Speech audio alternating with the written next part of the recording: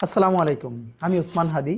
আসন্ন জাতীয় সংসদ নির্বাচনে ঢাকা ৮ আসনে স্বতন্ত্র এমপি পদপ্রার্থী। আপনারা যারা আমাকে চেনেন বা আমার ব্যাপারে কিছুটা খোঁজখবর রাখেন, দীর্ঘদিন ধরে বিভিন্ন পোস্টের কমেন্টে এবং আমাদের ইনবক্সে প্রচুর টেক্সট করেছেন অনেকে, যে অনেকেই চান ছোটবেলা থেকে এখন পর্যন্ত আমরা যেভাবে বেড়ে উঠেছি আমি এই গল্পটা শুনতে চান। বিভিন্ন শোতে, পডকাস্টে কখনো কখনো আংশিক গল্প করার সুযোগ হয়েছে, কিন্তু যেহেতু এই গল্পটা বড়, জীবনের গল্প তো একটা শোতে বা একটা সিজনেও বলা খুব কঠিন।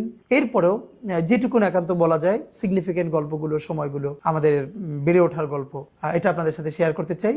এটা খুব সিরিয়াস কোনো শো না, সেটা হচ্ছে খুবই গল্পচ্ছলে জীবনের বিভিন্ন এলোমেলো গল্প করব, হয়তো সিকোয়েন্স মেনটেন করতে পারবো না। আমার ধারণা বেশ কিছু গল্পের ছোট ছোট সূত্র ধরে আপনাদের সাথে যখন রাস্তাঘাটে দেখা হবে বা অনেক বড় গল্পের সুযোগ হবে, তখন এই গল্পগুলোকে ধরে আমরা আরও লম্বা গল্প করবার সুযোগ পাবো এবং আপনাদেরও জীবনের গল্প শুনতে পাবো। কারণ ব্যক্তিগত পাঠক হিসেবে আমার লাইফের সব থেকে আমার পছন্দের জনরা হলো অটোবায়োগ্রাফি। যত মানুষ আছে, যত কবি, সাহিত্যিক, লেখক, তাদের অটোবায়োগ্রাফি পড়া আমার জন্য অত্যন্ত পছন্দের। সুতরাং আজকে আমি যে গল্পটা বলছি অটোবায়োগ্রাফির মতো করে, আশা করি আপনাদের ভালো লাগবে। আমার জন্ম 1993 সালে ঝালকাঠি জেলার নলছিটিতে, যেটা বৃহত্তর বরিশালের অংশ।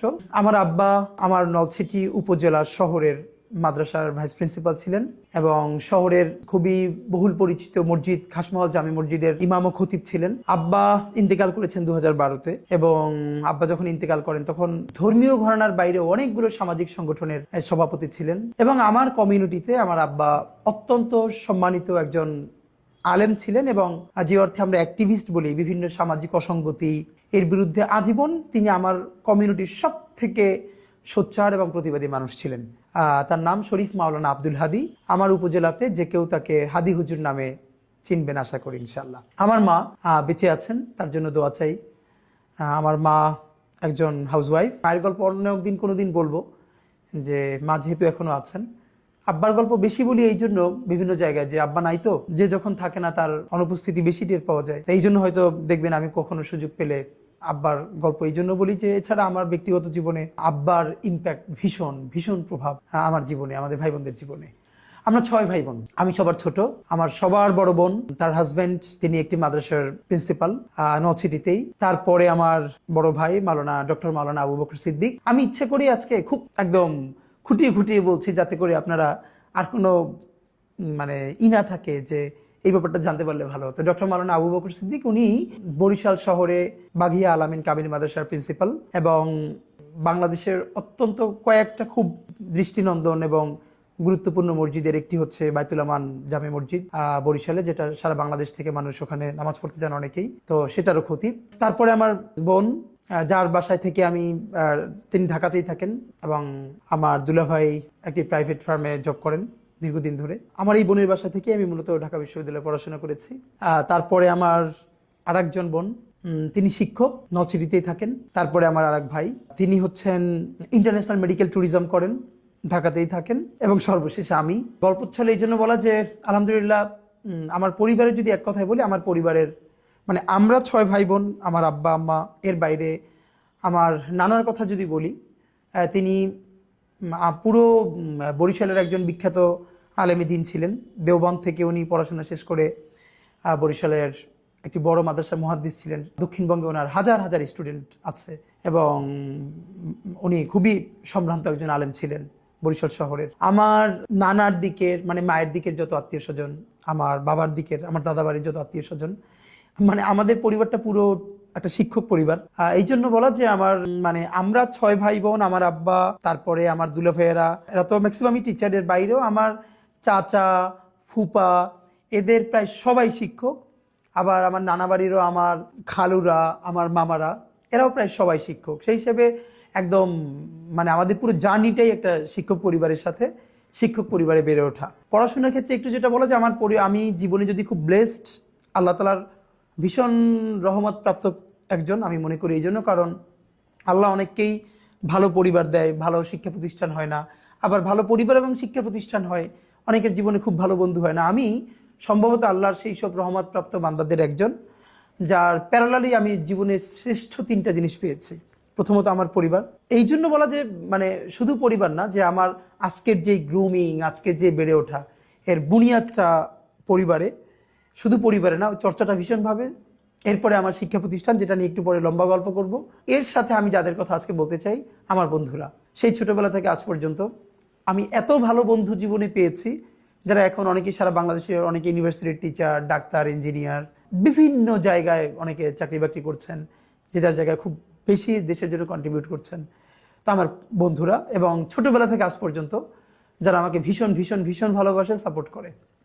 তো যেটা আমার জীবনের সব থেকে বড় আনন্দের, আমরা বিশেষ করে ভাই বোন, আমরা সবাই, আমরা 6 ভাই বোনের মধ্যে 4 ভাই বোনই হোস্টেলে থেকে পড়াশোনা করেছি। আমারটা একটু পরে বলছি। আমার বড় ভাই, তিনি একই সাথে মাদ্রাসা থেকে কামিল পাশ করে বোর্ড স্টান করেছেন প্রতিবারে। তারপরে কুষ্টিয়া ইসলামী বিশ্ববিদ্যালয় থেকেও আবার পড়াশোনা শেষ করেছেন এবং ওখান থেকে পিএইচডি শেষ করেছেন। এবং তিনি অনার্স মাস্টার্সে ফার্স্ট ক্লাস ফার্স্ট হয়ে রাষ্ট্রপতির কাছ থেকে স্বর্ণপদক প্রাপ্ত হয়েছেন। আমার মেজো ভাই, তিনিও জগন্নাথ বিশ্ববিদ্যালয় থেকে তার ডিপার্টমেন্টে ফার্স্ট ক্লাস ফার্স্ট হয়েছেন এবং ডিনস অ্যাওয়ার্ড পেয়েছেন। আমার ছোট আপু, যে আমার ইমিডিয়েট বড়, সেও আলিম, মানে ইন্টার পরীক্ষায় বাংলাদেশের সম্মিলিত মেধা তালিকায় মাদ্রাসা শিক্ষা বোর্ডে মেয়েদের মধ্যে প্রথম স্থান অধিকার করেছিল। আর আমার পড়াশোনাটা হচ্ছে এগুলো এই জন্য বলা, যে আমাদের এই জার্নিটা, আমরা ভাই বোন, আমাদের পড়াশোনা আমাদেরকে এভাবে গ্রো করতে সাহায্য করেছে। এই জন্য একদম ঘরের গল্প আপনাদের সাথে করছি, যাতে লম্বা সময় নিয়ে কেউ চাইলে শুনতে পারেন। আমি ক্লাস 1 to 3 আমি আমার নলছিটিতে আব্বার মাদ্রাসায় পড়েছি। 1 to 3-তে পড়বার পরে আমি বাংলাদেশের সেরা হাতে গোনা কয়েকটি মাদ্রাসার একটি হচ্ছে ঝালকাঠি এনএস কামিল মাদ্রাসা, যেটা অনেকে নেসারাবাদ মাদ্রাসা নামে পরিচিত। এটা হচ্ছে আমার জেলা শহরে, আমার বাড়ি উপজেলাতে। তো 3-র পরে আমি নেসারাবাদে গিয়ে ভর্তি হই, কারণ তখন আমার বড় ভাই এবং মেজো ভাই দুজনেই নেসারাবাদে পড়ছিলেন। তখন সারা বাংলাদেশের মধ্যে হাতে গোনা 2-1টি মাদ্রাসার মধ্যে নেসারাবাদ মাদ্রাসা ছিল। তা আমি ক্লাস 4-এ নেসারাবাদে ভর্তি হই। তো তার আগে 1 to 3 ছোট কিছু যে গল্প বলে যাওয়া দরকার। আব্বার মাদ্রাসায় পড়েছি, বাসা থেকে, যেহেতু আমাদের বাসা নলছিটি শহরেই ছিল, একদম মাদ্রাসা থেকে কাছে। আর আব্বা সবার কাছে অত্যন্ত সম্মানিত ব্যক্তি হওয়ার কারণে, এবং আমার ভাই বোনরাও সবাই পড়াশোনায় ভালো থাকার কারণে, এবং মানে সবাই সমাজে আমাদেরকে ভীষণ ভালোবাসতো, আদর করতো।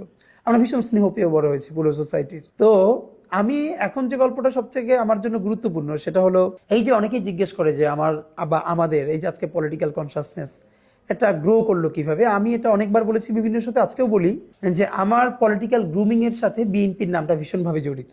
নলছিটিতে কুড়িপট্টিতে আমাদের বাসা ছিল, যেটা নদী ভাঙ্গনে আমাদের বাড়িটা ভেঙে গেছে। এটা আমাদের জীবনের বড় ট্র্যাজেডি। কুড়িপট্টিতে আমাদের বাসা থেকে 1 মিনিট দূরত্বে আমাদের উপজেলা বিএনপির অফিস ছিল। এবং আমার খুব মনে আছে যে আমার সাথে বন্ধুরা যখন দিনে খেলাধুলা করতে যেত, অফকোর্স আমিও খেলতে যেতাম, কিন্তু দেখা গেছে অন্য গল্প বা আড্ডার সময় আমি কম, যে আমি বিএনপি অফিসে গিয়ে বসে থাকতাম। বড় ভাইয়েরা, ছাত্রদলের বড় ভাইয়েরা গল্প করতেন, বিভিন্ন পলিটিক্যাল গল্প করতেন, আমি পাশে বসে সেই গল্প শুনতাম। সুবিধা ছিল যেহেতু আব্বাকে সবাই খুব সম্মান করতো, আমাদের পরিবারের একটা, আমাদের প্রতি সবার ভালোবাসা ছিল। তা আমি গেলে সবাই পার্টি অফিসে আদর করতো, বসতে দিত। তো আজকে আমার খুব মনে পড়তেছে যে আমি তো প্রচুর চা খাই। এই কথাটা মানে এখন বলতেছি এই জন্য যে আমার সাথে যারা থাকে আপনি জানেন যে প্রচুর চা খাই। তো সেদিনকে কিছুদিন আগে শাহবাগে সকালে গেছি একটা কাজে, দেখি 7-এর বা 6-এর একটা মেয়ে ওই স্কুলে যাবে, দাঁড়িয়ে আছে ওখানে ও গার্ডিয়ানের সাথে। তো মনে হয় সম্ভবত বাস আসতে দেরি করতেছে, স্কুল বাস। ও ওখান থেকে চা কিনে চা খাচ্ছে। আমার দেখে এত শান্তি লাগছে, আমি ওরে গিয়ে বললাম তুমি আর 1 কাপ চা খাবো, আমি কিনে দিই, আমার খুব দেখতে ভালো লাগতেছে। এর কারণ আমি সম্ভবত মানে আমার লাইফের গল্প বললে চা খাওয়ার গল্প না বললে আসলে কমপ্লিট হবে না। আমি যখন 2 বা 3-তে পড়ি তখন আমার মনে আছে আমাদের এলাকায় 2 ধরনের চা, মানে বলতো যে সিঙ্গেল চা, ডাবল চা। সিঙ্গেল চা 1 টাকা, মানে হাফ কাপ বা একটু বেশি, আর ডাবল চা 2 টাকা। তো সেই আমলে আমি কাউরি দেখিনি আমার বয়সের যে দোকানে গিয়ে চা খেত। আমি দোকানে যেতাম, ডাবল চা নিতাম এবং পিরিচের উপরে চা ঢেলে পায়ের উপরে পা তুলে তারপরে খেতাম। ক্লাস 2-তে 3-তে বড়রা আমার দিকে তাকাই দেখতেন, আমার ভীষণ ভালো লাগতো যে আমি দোকানে চা খেতে যাচ্ছি। তো সেই যে চা খাওয়া শুরু, তারপর থেকে তো মানে এখন পর্যন্ত চায়ের উপরে আছি। যেই গল্পটা বলা দরকার সেটা হলো যখন 2-3-তে পড়ি বিএনপির অফিসে, তখন বিএনপি বিরোধী দল, সম্ভবত 2000 সন এরকম চলে, 1999 2000 এরকম। তখন মানে দেশে যে রাজনীতির পরিবেশটা ছিল, এটা আমি এখন খুব আঁচ করতে পারি এই জন্য, যেহেতু আমার একটা মফস্বল শহরে বেড়ে ওঠা। তখন যখন হরতাল হতো, বিএনপি যখন বিরোধী দল হিসেবে হরতাল ডাকতো, আপনারা আমার ধারণা যখন সেই সময়টা বড় হয়েছেন, মানে আমি যখন আমার শৈশবের কথা বলছি, তখন আপনারা যারা আরো বড়, তখন নিশ্চয়ই এই গল্পগুলো রিলেট করতে পারবেন। আমি তখন মনে আছে যে হরতাল ডাকলে দুটো কাজ হতো। হরতালের আগের দিন সন্ধ্যার পরে আমাদের শহরে মশাল মিছিল হতো, বিএনপির পক্ষ থেকে হরতাল সফল করবার জন্য মশাল মিছিল করা হতো, এবং আগের দিন টেম্পুতে করে মাইকিং করা হতো আগামীকালকের হরতাল সফল হোক সফল হোক। আমার দুইটা ব্যাপার খুব মনে আছে। একটা হলো আগের দিন যখন মাইকিং করা হতো টেম্পুতে আগামীকালকের হরতাল সফল হোক সফল হোক, আমিও বড় ভাইদের সাথে টেম্পুতে উঠে যেতাম এবং আমি তাদের সাথে পাশে বসে মাঝে মধ্যে এরকম বলতাম। তখন আমার বলতো, যখন গ্রামের দিকে যেত যে তুমিও বলো, তখন আমি মনে আছে আমি ক্লাস 3-তে পড়ি, আমিও মাইকে বলতাম যে আগামীকালকের হরতাল সফল হোক সফল হোক। সন্ধ্যার পরে মশাল মিছিলটা আমার জীবনে ভীষণ ইম্প্যাক্ট ফেলছে। আপনারা জানেন যে আমরা যখন এই সময়টা বড় হয়েছি, মফস্বল শহরে নিয়ম ছিল বিকেলে যেথায় যাই খেলাধুলো করি, মাগরিবের আজানের সাথে সাথে বাসায় ফিরতে হবে। তো মশাল মিছিল যেদিন হবে আমার তো সেই মিছিলে থাকতেই হবে এবং দেখতে হবে। তো বাসায় ফেরা যাবে না এবং না ফিরলে তো অবশ্যই মার খেতে হবে। সেই মাইরের ঝুঁকি নিয়ে আমি বিএনপির অফিসে বসে থাকতাম। সন্ধ্যার পরে মশাল মিছিল শুরু হতো, সেই মশাল মিছিল করতাম। আবার লুকাই লুকাই করতে হতো, কারণ এর মধ্যে আব্বা বা বাসার অন্যরা দেখে ফেললে তো ধরে ফেলবে। তো মশাল মিছিল শেষে সবাই যখন বাসায় ফিরতো, আমি ফিরতাম না। এর কারণ হলো নলছিটির চৌমাথা আছে, যেখানে মিছিলটা শেষ হয়ে সংক্ষিপ্ত একটা বক্তৃতা হতো, সেখানে খুব কম লোক থাকতো, 20-30 জন। ওইখানে আবার কয়েকজন সংক্ষিপ্ত বক্তৃতা করে প্রোগ্রামটা শেষ করতেন। আমার ভীষণ মনে আছে একজনের কথা, আমি অনেকবার বলেছি, তখনকার নলছিটি ছাত্র দলের সভাপতি তৌহিদ আলম মান্না ভাই। বক্তৃতা এবং স্লোগান যে একটা আর্ট হইতে পারে, এটা আমি জীবনের প্রথমে মান্না ভাইকে দেখে আমার মনে হয়েছে। তখন আমি মনে হয় 2-3-তে পড়ি। মান্না ভাই যখন মিছিলে স্লোগান দিত, আমার মনে আছে আমি বাসায় এসে ওই স্লোগান প্র্যাকটিস করতাম। বিশেষ করে সন্ধ্যার পরে মশাল মিছিলে পরে মান্না ভাই চৌমাথায় যখন তিনি বক্তৃতা করবেন, এইটা শোনার জন্য আমি দাঁড়াই থাকতাম। এবং এখন আমি কানেক্ট করতে পারি যে এই যে বক্তৃতা আমার কাছে ভালো লাগে, সেইটা আমার তখন থেকে বোঝা শুরু। কারণ আমার বয়সে তখন আমি কাউকে দেখি নাই বক্তৃতা শোনার জন্য দাঁড়াই আছে। মান্না ভাই যে বক্তৃতা করতেন, এরপরে রাত্রিরে বাসায় ফিরতাম। আমরা ফ্লাস্ক, আপনারা জানেন ফ্লাস্ক ভেঙে গেলে ফ্লাস্কের উপরে যে মানে কি বলবো যে খোসাটা আছে, এইটা মুখের দ্বারে ধরে কথা বললে অনেক শব্দ হয়, মাইকের মতো কাছাকাছি।